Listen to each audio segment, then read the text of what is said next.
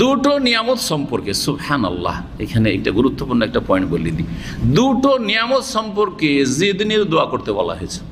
তৃতীয় আমি খুঁজে পাই না যে আরো বেশি দাও আল্লাহ, এইরকম আল্লাহ শিক্ষা দেননি। আপনি চাইতে পারেন, ধরেন আপনার বেতন আছে 3000, তার মধ্যে আল্লাহ 5000 করে দাও, আরো বেশি দাও আল্লাহ, আরো বেশি দাও। করছে না?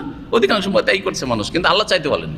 কোনো জায়গায় খুঁজে পাবেন না যে আল্লাহ যে মালধন নিয়েছ আল্লাহ বেশি দেওয়ার, হ্যাঁ আল্লাহ যে আমাকে ছেলে মেয়ে আরো বেশি দাও, যদিও ভালো বেশি বেশি ছেলে মেয়ে হওয়া, হ্যাঁ, কিন্তু কোথাও এইরকম সুন্নতি দোয়া পাবেন না আপনি।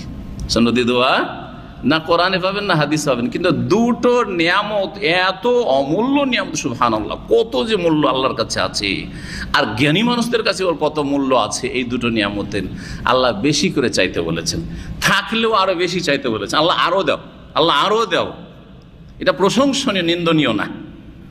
কে বলতে পারেন? দুটো হয়ে গেছে, একটা ইলম, একটা দুধ। কোরআনে কারিমে কি আছে? রব্বি জিদনি ইলমা, রব জিদনি ইলমা, আমাকে এলিম বেশি দাও।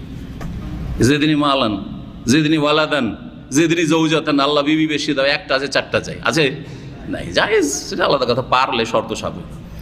কিন্তু জিদনি ইলমা কোরআন শিক্ষা দিচ্ছে, আল্লাহু আকবার, কোরআনের ওহীতে আল্লাহ শিখিয়েছেন। আর দুধের ক্ষেত্রে দুধ পান করলে রাসূলুল্লাহ সাল্লাল্লাহু আলাইহি ওয়াসাল্লাম দোয়া শিখিয়েছে, আল্লাহ বারিক লানা ফিহি ওয়া জিদনা মিনহু, আল্লাহ আমার দুধে বরকত দাও আর আরো বেশি দুধ দাও, আরো বেশি দুধ খেতে দাও আমাকে। সুবহানাল্লাহ। বাকি যতই ভালো নিয়ামত আপনার কাছে দুধের চাইতে বড় নিয়ামত হয়তো, এত ভালো খাবার পেয়েছে, এত ভালো খাবার, আল্লাহ যেদিনই তো আমান বলবেন পোলাও বিরিয়ানি অমুক তমুক, হ্যাঁ না না না, কোথাও নেই কিন্তু। জি, তাহলে আজকে থেকে গুরুত্ব দেবেন, কিসের গুরুত্ব দেবেন? হ্যাঁ, দিনের ক্ষেত্রে এলমের, এলমান নাফি, উপকারী এলমের গুরুত্ব দেবেন। যেদিন এলমা কত গুরুত্বপূর্ণ, এলমের সাথে দুধের সম্পর্ক আছে। এই জন্য এই দুটো কথাকে মিলিয়ে নিয়ে যারা স্বপ্নের আলেম, অভিজ্ঞ, স্বপ্নের বিবরণ দিতে গিয়ে মুআব্বির তাবির করতে পারে, তারা বলেছেন কেউ দুধের স্বপ্ন দেখে সেটা এলেমের স্বপ্ন, দুধ পান করছেন।